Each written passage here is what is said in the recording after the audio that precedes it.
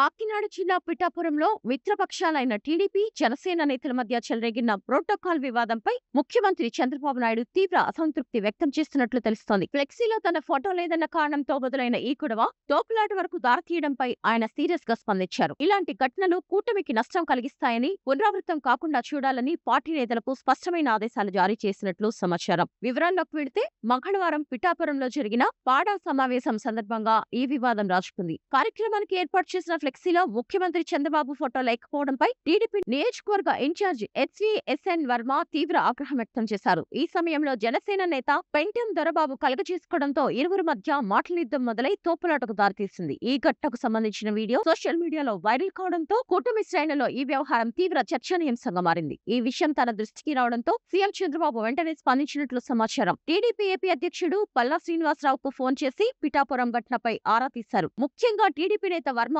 ప్రవర్తించిన తీరును ఆయన తప్పుపట్టినట్లు తెలిసింది. ఫోటోలు, ప్రోటోకాల్ వంటి చిన్న విషయాల కోసం బహిరంగంగా ఘర్షణలకు దిగడం సరికాదని హితవు పలికినట్లు సమాచారం. ఏదైనా సమస్య, పొరపాట్లు ఉంటే వాటిని పార్టీ అధిష్టానం లేదా ప్రభుత్వ పెద్దల దృష్టికి తీసుకురావాలని, అంతేకాని వీధుల్లో గొడవపడడం సరైన పద్ధతి కాదని స్పష్టం చేశారు. కూటమి ప్రభుత్వంలో పార్టీల మధ్య అంతర్గత క్రమశిక్షణ అత్యంత ముఖ్యమని చంద్రబాబు నొక్కి చెప్పినట్లు తెలుస్తోంది. ఈ విషయంలో SVSN వర్మకు స్పష్టమైన సూచనలు ఇవ్వాలని పల్లా శ్రీనివాసరావును ఆయన ఆదేశించారు. మరోవైపు ఈ ఘటన తర్వాత సోషల్ మీడియాలో టీడీపీ, జనసేన కార్యకర్తల మధ్య మాటల యుద్ధం మొదలైంది. దీంతో వివాదం మరింత ముదరకు ముందే దానికి ఫుల్ స్టాప్ పెట్టాలనే ఉద్దేశంతో అధిష్టానం రంగంలోకి దిగినట్లు రాజకీయ వర్గాలు విశ్లేషిస్తున్నాయి.